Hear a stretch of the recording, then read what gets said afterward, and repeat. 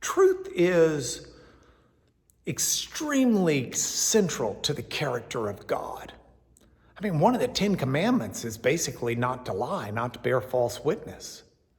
It's written throughout the Old Testament law, but the New Testament actually says that God is truth and repeats it.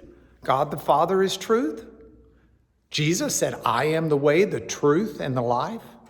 The Holy Spirit is called the Spirit of truth because truth is core to who God is. So today, if I'm going to be thinking about truth, if I'm going to let my mind dwell on that, what does that mean? Well, it's safe to be thinking about God because God is the ultimate truth.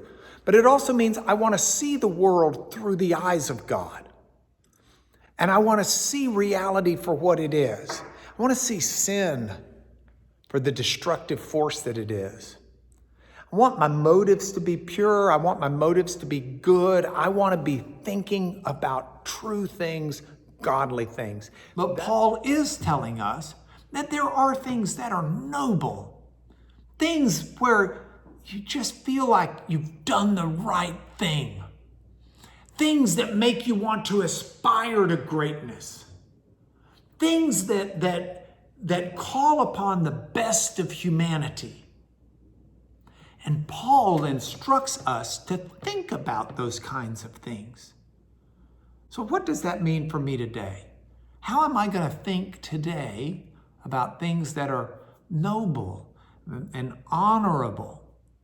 Well, I think in a variety of ways. First of all, think about the way I'm going to treat people.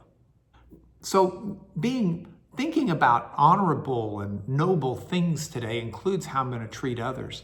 I think it also includes how I want to be able to conduct myself in terms of who I am. I would like people to know, people who look at me know that he cares about the best of humanity and being the best he can be. If Paul wants us to think about things that are dikaios in the Greek, things that are just or right, well, think of it like a straight line. We're not supposed to be thinking crooked thoughts. We're not supposed to be trying to figure out how to get ahead at the expense of what is fair and right and just. We're not to be trying to scheme our way into a position that's advantageous for us as opposed to one that is fair and just and right. Now, it doesn't mean that we don't try our hardest. It doesn't mean we don't do our best. It doesn't mean in business. Blessed are the pure in heart. You know why? Because they will see God. See, God is the ultimate in purity. And when we cultivate, conscious, deliberately work on seeing and thinking in pure ways, we are enhancing our vision of God and our understanding of God.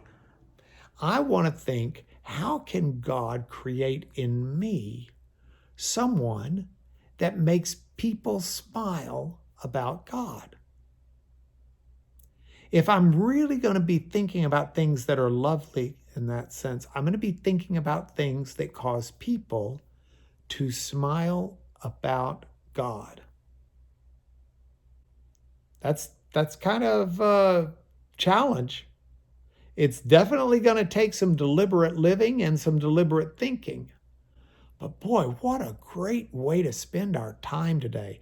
How can I today be someone and live in such a way where people say, oh, that's a lovely reflection of God?